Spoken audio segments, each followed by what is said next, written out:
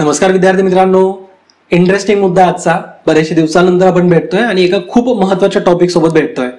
Supreme court कडून आत्ताच एक निर्णय आलाय, आज निर्णय आलाय आणि तो तुम्ही बघितला असेल. माझी अपेक्षा आहे की तुम्हाला त्याच्याविषयी बातम्यांमधून, व्हॉट्सअप किंवा कुठल्याही शेअर्ड मेसेज थ्रू समजलं असेल की मराठा समाजाचं आरक्षण हे सुप्रीम कोर्ट कडून पूर्णपणे रद्द करण्यात आलंय. सुप्रीम कोर्टमध्ये हा मुद्दा गेला होता की आरक्षण 12 किंवा 13% द्यावं. आधी जे आपल्या राज्य सरकारकडून आपल्याला आरक्षण दिलं होतं, मराठा समाजाला जे आरक्षण दिलं होतं ते 16% आरक्षण होतं, जे फायनली आता पूर्णच रद्द करण्यात आलंय. आणि म्हणजे जे सोशल आणि एज्युकेशनली बॅकवर्ड क्लास, तर SCBC ऍक्ट जो होता 2018चा, हा कायदा पूर्णपणे रद्द करण्यात आलाय. तर याच्याविषयी तुम्हाला माहिती समजली असेल, त्यामुळं याला फक्त अगदी लाइटर मोड मध्ये आपण समजून घेऊ. म्हणजे अगदी ओव्हरव्ह्यू मध्ये फक्त निर्णय तुम्हाला माहिती असावं म्हणून ते आपण बघू. पण आजचा मुख्य मुद्दा हा आपल्याला पॉलिटी या सब्जेक्टशी लिंक करायचा आहे. राज्यशास्त्रामध्ये बरेचसे मुद्दे आहेत जे तुम्हाला इथं लिंक करून अभ्यासता येतील, जसं की कलम 14, कलम 15, कलम 16. तर हे कलम आपण अभ्यासायचे आहेत. त्याचबरोबर आर्टिकल 368 म्हणजे कलम 368 कशाशी संबंधित आहे, असंच एक कलम 340 सुद्धा आहे. तर ते सगळे मुद्दे आपण आजच्या लेक्चरमधून जाणून घेऊ. त्याचबरोबर कॉन्स्टिट्युशनल बेंच म्हणजे काय असतं, तर ते पण आपल्याला माहिती असायला पाहिजे. त्यावरती सुद्धा एखादा क्वेश्चन बनू शकतो. ठीक आहे, तर या पॉईंट ऑफ व्ह्यूने आपण या न्यूजला अभ्यासूयात. त्याचबरोबर याचा इम्पॅक्ट आपल्या MPSCच्या येणाऱ्या परीक्षांवरती कसा होईल हे सुद्धा आपल्याला जाणून घ्यायचं आहे. त्यामुळे लेक्चर शेवटपर्यंत बघा. पहिल्यापासून आपण अगदी सिक्वेन्समध्ये मुद्द्याला सुरुवात करू. पहिली गोष्ट म्हणजे जयश्री लक्ष्मणराव पाटील विरुद्ध मुख्यमंत्री ही केस चालू होती आणि त्या केसच्या सुनावणी दरम्यान SCBC ऍक्ट 2018चा जो कायदा आहे तो पूर्णपणे रद्द करण्यात आला. आता ही नेमकी केस काय, किंवा SCBC ऍक्ट संदर्भात किंवा मराठा समाजाच्या आरक्षणासंदर्भात हा प्रश्न डायरेक्ट सुप्रीम कोर्टामध्ये गेलेला नाहीये. हा प्रश्न आधी बॉम्बे हायकोर्टमध्ये सुद्धा गेला होता. बॉम्बे हायकोर्टमध्ये आरक्षण दिलं जावं की नाही हा प्रश्न बॉम्बे हायकोर्टमध्ये गेला होता. त्यानुसार बॉम्बे हायकोर्टने निर्णय दिला होता की मराठा समाजाला आरक्षण जे दिलंय ते ओके आहे, म्हणजे ते ठीक आहे, पण 16% आरक्षण न देता ते आरक्षण 12 किंवा 13% द्यावं, अशा प्रकारे बॉम्बे हायकोर्टने वर्डिक दिलं होतं, निर्णय सुनावला होता. मात्र याच्या विरुद्ध मग ज्यावेळेस सुप्रीम कोर्टमध्ये गेला तर सुप्रीम कोर्टने पूर्ण कायदाच रद्द केलेला आहे. तो कायदा रद्द करण्यापाठीमागं 3 महत्वाचे रिझन आहेत, ते पण मी तुम्हाला पुढे सांगणारच आहे.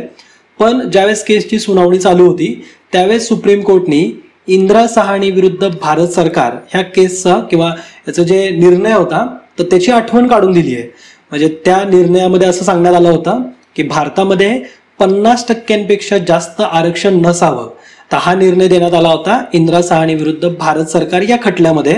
या SCBC ऍक्ट ज्यावेळेस रद्द केलेला आहे, म्हणजे जयश्री लक्ष्मणराव पाटील विरुद्ध मुख्यमंत्री ह्या केसच्या दरम्यान असं पण सांगितलंय की इंदिरा साहनी विरुद्ध भारत सरकार या निर्णयाचा किंवा हा जो काही खटला होता त्याचा जो निर्णय देण्यात आला त्या निर्णयामध्ये फेर विचार करण्याची पण गरज नाहीये.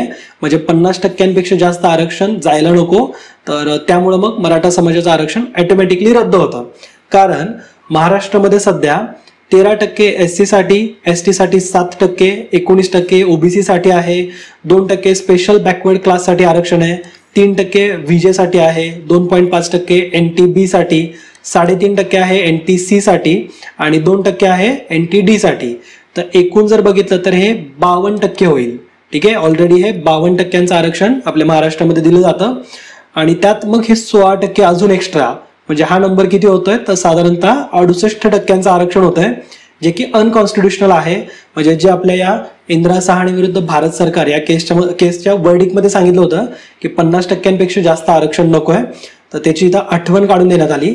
आता इंदिरा साहनी म्हणजे नेमकी केस कोणती, तर जे मंडल कमिशन केस म्हणून तुम्ही त्याला ओळखत असाल किंवा OBC केस म्हणून याला ओळखलं जातं. मंडल कमिशन गठन करण्यात आलं होतं आणि त्याच्या काही शिफारशी होत्या, तर त्याच्या विरुद्ध म्हणून इंदिरा साहनी आणि भारत सरकार ही एक केस चालली होती. मंडल कमिशन आपण अगदी डिटेलमध्ये जाणून घेऊ, त्यासाठी आपण एक सेपरेट लेक्चर घेऊ. सध्या फक्त हा मुद्दा तुम्हाला माहिती असायला पाहिजे की जयश्री पाटील किंवा जयश्री लक्ष्मणराव पाटील विरुद्ध महाराष्ट्र मुख्यमंत्री, तर या केसच्या सुनावणी दरम्यान इंदिरा साहनी विरुद्ध भारत सरकार या केसचा उल्लेख करण्यात आला. आणि त्याच्या निर्णयामध्ये किंवा निर्णयावरती फेर विचार पण करण्याची गरज नाही असं वर्डिक दिलेलं आहे. ठीक आहे, महाराष्ट्रामध्ये सध्या 52% आरक्षण आहे आणि जर मराठा समाजाचं 16% असतं तर ते साधारण 68% आरक्षण गेलं असतं आणि म्हणून ते रद्द करण्यात आलंय. ठीक आहे. आता याला मग तमिळनाडूचं तुम्ही एक्झाम्पल देऊ शकता की सर तमिळनाडूमध्ये मग कसं काय आरक्षण, आय थिंक इथे 69% आरक्षण आहे, तर ते कसं काय, तेवढं जास्त कसं काय, तर तमिळनाडूचं ते आरक्षण हे 9th शेड्यूलमध्ये गेलं आहे आणि 9th शेड्यूल मधल्या जे गोष्टी असतात तर त्याच्यावरती सुप्रीम कोर्टमध्ये निर्णय दिला जात नाही. ठीक आहे, त्याचा एक वेगळाच इतिहास आहे, तो पण आपण एका सेपरेट लेक्चरमध्ये डिस्कस करू. सध्या फक्त या मुद्द्यावरती येऊ. आता ही जी सुनावणी झाली त्या दरम्यान 5 न्यायाधीशांची बेंच होती, म्हणजे संविधानिक पीठ हे 5 न्यायाधीशांचं होतं. ते कोणते कोणते न्यायाधीश आहेत त्यांची नावं लक्षात ठेवा. एक म्हणजे अशोक भूषण, त्यानंतर एल नागेश्वर राव, एस अब्दुल नाझीर, हेमंत गुप्ता आणि एस रवींद्र भट. तर या 5 न्यायाधीशांच्या बेंचनी हे निर्णय सुनावलेला आहे, ज्याच्यानुसार एसीबीसी ऍक्ट 2018चा रद्द करण्यात आला. ठीक आहे. असंच जी मंडल कमिशन किंवा ओबीसी केस किंवा इंदिरा सहानी विरुद्ध भारत सरकारची केस आहे त्याच्यामध्ये 9 जजेसचं एक हे होतं, बेंच होतं. आता हे संविधानिक पीठ किंवा कॉन्स्टिट्युशनल बेंच म्हणजे काय असतं? कॉन्स्टिट्युशनल बेंच म्हणजे असं एक खंडपीठ असतं किंवा असं न्यायाधीशांचा एक ग्रुप असतो ज्याच्यामध्ये कमीत कमी 5 न्यायाधीश असले पाहिजेत. आणि हे 5 न्यायाधीश कोण असतील तर तो निर्णय हे स्वतः CJI घेतात. ठीक आहे, म्हणजे आपल्या देशाचे जे चीफ जस्टिस ऑफ इंडिया असतात तर ते ह्या 5 जे काही जज असतील किंवा 5 किंवा 5 पेक्षा जास्त, काही केसमध्ये 7 जजची बेंच होती, काही केसमध्ये 13 जजेसची सुद्धा बेंच होती. तर हे जे मंडल कमिशनवाला होते याच्यामध्ये 9 जज होते आणि सध्याची जी मराठा आरक्षणाची जी केस होती त्याच्यामध्ये 5 जजेसची बेंच होती. त्याच्यामध्ये अशोक भूषण, एल नागेश्वर राव, एस अब्दुल नझीर, हेमंत गुप्ता आणि एस रवींद्र भट. तर या 5 न्यायाधीशांचा समावेश होतो. ठीक आहे. आणि संविधानिक पीठ किंवा कॉन्स्टिट्युशनल बेंच म्हणजे काय असतं की असा कुठला निर्णय घ्यायचा असेल किंवा अशा कुठला निकाल असेल की ज्याच्यामध्ये आपल्या कॉन्स्टिट्यूशन मधल्या काही मूलभूत हक्क किंवा मूलभूत जे घटक आहेत, बेसिक स्ट्रक्चर म्हणू शकता तुम्ही त्याला, तर त्या संदर्भात जर कुठला निर्णय घ्यायचा असेल तर अशा प्रकारचे कॉन्स्टिट्युशनल बेंच हा गठीत केला जातो, ज्यामध्ये 5 जजेस कमीत कमी असतातच. ठीक आहे. याच्यामध्ये स्वतः CJI असतील असं कुठेही आपल्या कॉन्स्टिट्यूशन मध्ये दिलेलं नाहीये. यासाठी कलम जे आहे ते कलम 143, त्याच्यामध्ये सुद्धा सबकलम 5 आहे. ठीक आहे. 143 सबकलम 5 मध्ये अशा प्रकारे संविधानिक पीठ किंवा कॉन्स्टिट्युशनल बेंच बद्दलचा आपल्या तरतुदी करण्यात आल्यात. ठीक आहे. तर आर्टिकल तुम्ही लक्षात ठेवा, हे लक्षात राहून जातात. अशाच पद्धतीने जर तुम्ही टॉपिक लिंक करत अभ्यास करत असाल ना तर गोष्टी लक्षात ठेवणं खूप इझी जातं. ठीक आहे. त्यानंतर हा जो आरक्षणाचा मुद्दा होता हा रद्द का करण्यात आला, हा कायदा रद्द का केलेला आहे, तर त्याला 3 मुख्य रिझन आहेत. पहिला रिझन म्हणजे आरक्षण हे 50% जास्त होतं, तर ते तर इंदिरा सहानी केसमध्ये सांगितलं ऑलरेडी, 50% जास्त नसावं, तर त्याच्यामुळे हा मुद्दा किंवा हा आरक्षणाचा जो मुद्दा होता हा रद्द करण्यात आला, कायदा रद्द करण्यात आलाय. ठीक आहे. त्यानंतर कलम 14 आणि कलम 15 याचं उल्लंघन होत आहे, तर हे सुद्धा कारण आहे ज्यामुळे मराठा समाजाचं आरक्षण हे रद्द करण्यात आलं. आता कलम 14 हे कशाशी संदर्भात आहे बरं? कलम 14 मध्ये सुद्धा 2 सब घटक आहेत, म्हणजे कायद्या पुढे समानता आणि कायद्याचं समान संरक्षण. याचा अर्थ काय होतो? इक्वॅलिटी बिफोर लॉ आणि इक्वल प्रोटेक्शन ऑफ लॉ. तर या 2 गोष्टी आहेत, 2 वेगवेगळ्या देशांकडून आपण घेतलेल्या आहेत. कायद्यापुढे समानता म्हणजे हा जो काही कन्सेप्ट आहे हा निगेटिव्ह कन्सेप्ट आहे, जो की आपण ब्रिटनच्या संविधानामधून घेतला किंवा ब्रिटिश कन्सेप्ट आहे हा. आणि कायद्याचे समान संरक्षण हे अमेरिकन कन्सेप्ट आहे, जो की पॉझिटिव्ह सेन्समध्ये घेतला जातो. ठीक आहे. सध्यापुरतं हेच तुम्ही लक्षात ठेवा. मी पॉलिटीच्या लेक्चरमध्ये डिटेलमध्ये याला घेणारच आहे, हे पॉझिटिव्ह कन्सेप्ट काय असतात, निगेटिव्ह कन्सेप्ट काय असतात. आता असा अर्थ काढू नका की पॉझिटिव्ह आहे म्हणजे आपल्या कॉन्स्टिट्यूशनमध्ये इम्पॉर्टंट होतं आणि निगेटिव्ह आहे म्हणजे नाही, तर असं बिलकुल नाही आहे. ठीक आहे. हे कन्सेप्ट आहेत. निगेटिव्ह आणि पॉझिटिव्ह हे फक्त म्हणजे दोन्ही हक्क जे असतात ते महत्वाचेच असतात, पण त्याला आपण कोणत्या पॉईंट ऑफ व्ह्यूने बघतो, कोणता सेन्स किंवा कोणत्या हक्काला आपण कशा पॉईंट ऑफ व्ह्यूने घेतोय. काही हक्क हे नॅचरली मिळतात तर ते पॉझिटिव्ह असतात, काही हे मानवनिर्मित हक्क असतात त्याला आपण निगेटिव्ह सेन्समध्ये घेतो. ठीक आहे.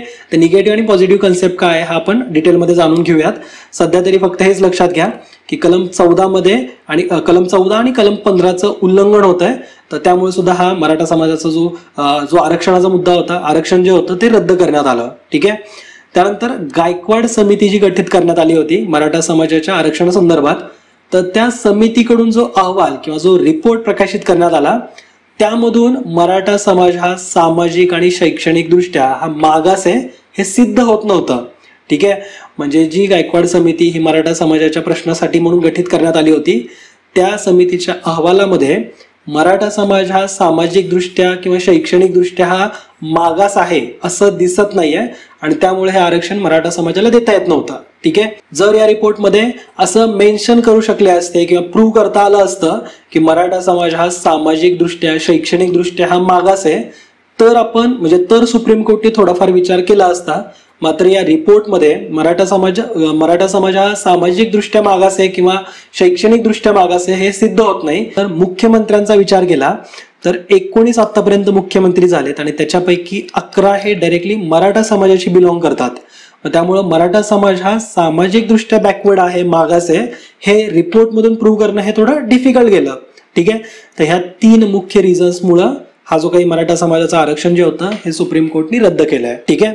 तर इथं आपण आतापर्यंत जो मुद्दा होता चर्चेमध्ये त्याच्यावरती सुनावणी कशा पद्धतीने देण्यात आली, ते रद्द का करण्यात आलंय ह्या गोष्टी आपण समजून घेतल्या. आता याच्यामध्ये जे संविधानातल्या महत्वाच्या तरतुदी पुढे आल्यात त्या जाणून घेऊ, ज्या आपल्याला एक्झामसाठी महत्वाच्या. आपण बघितलं ना की कलम 14 हे कारणीभूत आहे, त्याचबरोबर कलम 15 सुद्धा.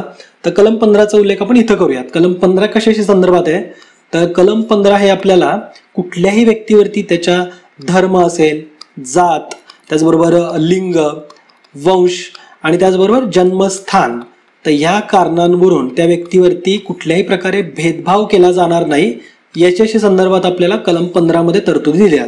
ठीक आहे.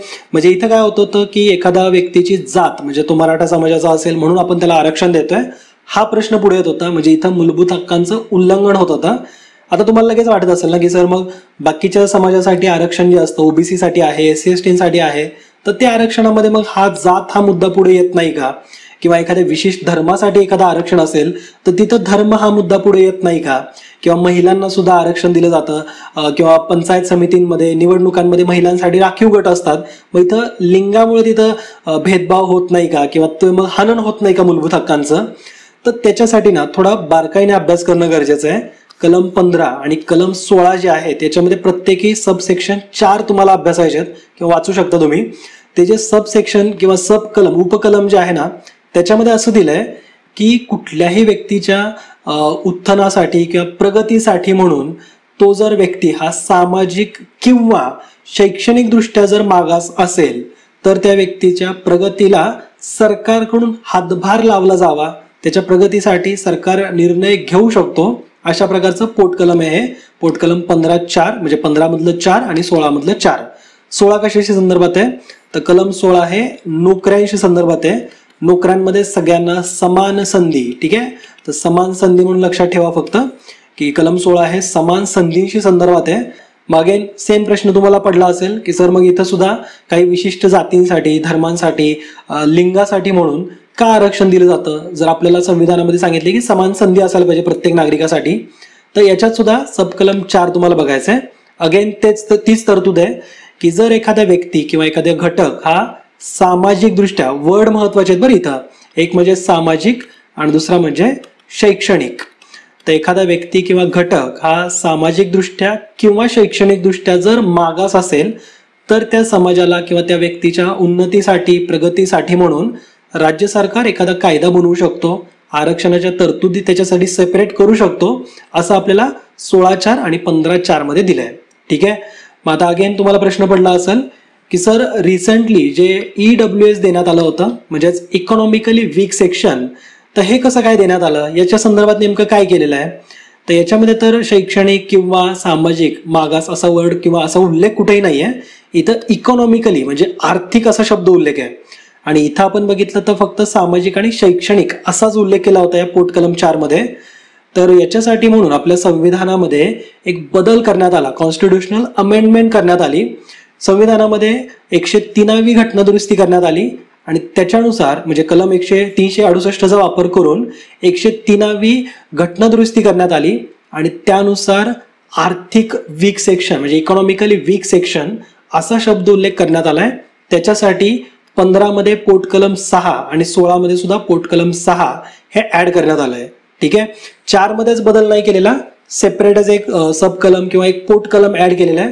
त्याच्यानुसार पोटकलम 6 आणि म्हणजे 15 मधलं पोटकलम 6 आणि 16 मधलं 6 यानुसार आर्थिक मागास असा वर्ड तिथे ऍड केलेला आहे. त्याच्यानुसार जे इकॉनॉमिकली बॅकवर्ड असतील त्यांना सुद्धा आरक्षण दिलं जावं याची तरतूद केली. म्हणजे ही 10% EWS ची तरतूद आहे ना, त्याच्यामध्ये 5 अटी आहेत. एक म्हणजे त्या व्यक्तीकडे एकूण 5 एकरपेक्षा कमी जमीन असली पाहिजे, शेत जमीन. त्या व्यक्तीचं उत्पन्न हे 8 लाखांपेक्षा कमी असायला पाहिजे. त्याचबरोबर त्या व्यक्तीकडे जर स्वतःचं घर असेल तर ते 1000 स्क्वेअर फीट पेक्षा लहान असावं किंवा त्याच्यापेक्षा मोठं नसावं. जर त्या व्यक्तीकडे एखादा प्लॉट असेल तर तो जर महानगरपालिका क्षेत्रामध्ये असेल तर तो 100 यार्डचा, आणि महानगरपालिका क्षेत्रामध्ये नसेल तर तो 200 यार्ड पर्यंत असू शकतो. ठीक आहे. जर या 5 अटी मान्य केल्या तर EWS च्या अंतर्गत आरक्षण मराठा समाजाला सुद्धा मिळू शकतं. म्हणजे प्रत्येक ओपन कॅटेगरीसाठीचं म्हणून EWS हे आरक्षण आहे, ज्याचा लाभ मराठा समाजाला नक्कीच होईल. याला राज्य सरकारने रिसेंटली म्हणजे एक 4-5 महिन्यापूर्वी राज्य शासनाने अशी घोषणा केली होती आणि EWS हे बंद केलं होतं. ठीक आहे. पण पुन्हा एकदा एक GR काढलाय आणि त्याच्यानुसार EWS आरक्षण हे आता अलाव केलेलं आहे. म्हणजे मराठा समाजातला जे व्यक्ती आहे जो MPSC ची तयारी करतोय आणि ते जर हा 5 क्रायटेरिया फुलफिल करत असेल तर तो EWS च्या माध्यमातून आता आरक्षण घेऊ शकतो. ठीक आहे. केंद्राच्या आरक्षणाचं म्हणजेच EWS हे केंद्रातलंच आहे, तर तेच आरक्षण आता मराठा आणि ओपन समाजाला मिळेल. मात्र जे राज्याचं 16% आरक्षण होतं हे पूर्णपणे रद्द झालंय. ठीक आहे. त्यानंतर पुढचा घटक हा म्हणजे पुढचं जे कलम आहे किंवा पुढची जी तरतूद आहे, घटनात्मक तरतूद, तर ती कलम 340 ची संदर्भात आहे. ती कशी तर आपण बघितलं ना की 15(4) आणि 16(4) मध्ये काय दिलंय की इथं हे व्यक्ती जे असतील किंवा हा समाजातला जो घटक असेल तो सामाजिक दृष्ट्या किंवा शैक्षणिक दृष्ट्या हा मागास असावा. तर अशा प्रकारे म्हणजे जर तो मागास असेल तरच त्याला आरक्षण देता येईल अशी तरतूद आहे. पण आता तो घटक मागास आहे की नाही, तो शैक्षणिक दृष्ट्या मागास आहे की नाही किंवा सामाजिक दृष्ट्या तो मागास आहे की नाही, तो कसं ठरवणार? तर त्याच्यासाठी संविधानामध्ये कलम 340 ची तरतूद आहे, ज्यानुसार संविधानामध्ये असं सांगितलंय की समाजामध्ये सामाजिक आणि शैक्षणिक मागास घटक शोधून काढणे आणि त्यांच्या उन्नतीसाठी प्रयत्न करणे हे आपल्याला कलम 340 मध्ये ऑलरेडी दिलेलं आहे. ठीक आहे. तर कलम 340 आपल्या संविधानाचाच आपण इथं रेफरन्स घेऊन आरक्षण देतोय आणि जे घटक मग सामाजिक दृष्ट्या किंवा शैक्षणिक दृष्ट्या जे मागास आहेत तर त्यांच्यासाठी आरक्षणाची तरतूद केलेली आहे. ठीक आहे. इथं 340 जे कलम आहे याचा वापर करून पहिल्यांदा एक समिती गठीत करण्यात आली होती. ही फर्स्ट समिती आहे जी समाजामधल्या मागास म्हणजे सामाजिक दृष्ट्या मागास किंवा शैक्षणिक दृष्ट्या मागास घटकांना ओळखेल आणि त्याच्या उन्नतीसाठी म्हणून सरकारला काहीतरी सूचना देईल. तर यासाठी जी समिती होती 1953 मधली ती म्हणजे काकासाहेब काळेलकर समिती. तर ही समिती फर्स्ट समिती आहे, त्यामुळे ती लक्षात ठेवायची आहे. ठीक आहे. त्यानंतर 1978चं BP मंडल समिती किंवा BP मंडल कमिशन, आणि त्याच्यानुसार एक महत्वाची शिफारस दिली होती की OBCना 27.5% आरक्षण द्यावं. ही शिफारस या BP मंडळ समितीची आहे. ठीक आहे. तर आय होप बऱ्यापैकी मुद्दे आपण या लेक्चरच्या माध्यमातून बघितलेत. तुम्हाला बऱ्यापैकी इन्फॉर्मेशन समजली असेल. लेक्चर आवडलं असेल तर तुम्ही तुमच्या मित्रांपर्यंत शेअर करा. जे मित्र समजा आता या आरक्षणाच्या मुद्द्यावरती डिस्कशन करतायत, काही ते भलत्याच मुद्द्यामध्ये ते शिरत चाललेत, तर असं व्हायला नको. थोडंसं याला पॉझिटिव्हली घ्या आणि या सेशनमधून जर इन्फॉर्मेशन मिळाली असेल तर नक्कीच तुम्ही इतरांपर्यंत शेअर करा. राहिला प्रश्न MPSC परीक्षांवरती याचा काय परिणाम होणार आहे, तर आता सरकारला कुठलंही इतर कारण नाहीये की MPSC एक्झाम हे पोस्टपोन करतील. कोविड सिच्युएशन आहे, मान्य आहे, मात्र आता मराठा आरक्षणाचा मुद्दा ते मांडू शकणार नाहीत. मराठा आरक्षणाचा प्रश्न हा मिटलेला आहे. EWS आरक्षण जे केंद्राकडून देण्यात येतं सगळ्याच ओपनसाठी आहे ते, तर त्याचा लाभ मराठा समाजाला घेता येईल. ठीक आहे. तर आय होप तुम्हाला हा टॉपिक समजला असेल. असेच आता इतर सुद्धा मुद्दे आहेत की गुजरातमध्ये पटेल सुद्धा आरक्षण मागतात, तिथं ते ओपन आहेत आणि थोडा म्हणजे तो आपल्याला वाटणार नाही की तो समाज मागास वगैरे आहे, पण ते सुद्धा आरक्षण मागतायत. हरियाणामध्ये जाट आरक्षण मागतात. आंध्र प्रदेशमध्ये सुद्धा असे एक कम्युनिटी आहे. तर हे सगळे प्रश्न आता तुम्हाला पुढे जाऊन सुटताना दिसतील. रेफरन्स आपल्या मराठा समाजाचा दिला जाईल. ठीक आहे. तर या लेक्चरमध्ये तुमची इथंच रजा घेतो. भेटूत आपण येणाऱ्या इंटरेस्टिंग लेक्चर सोबत. जय हिंद, जय महाराष्ट्र. धन्यवाद.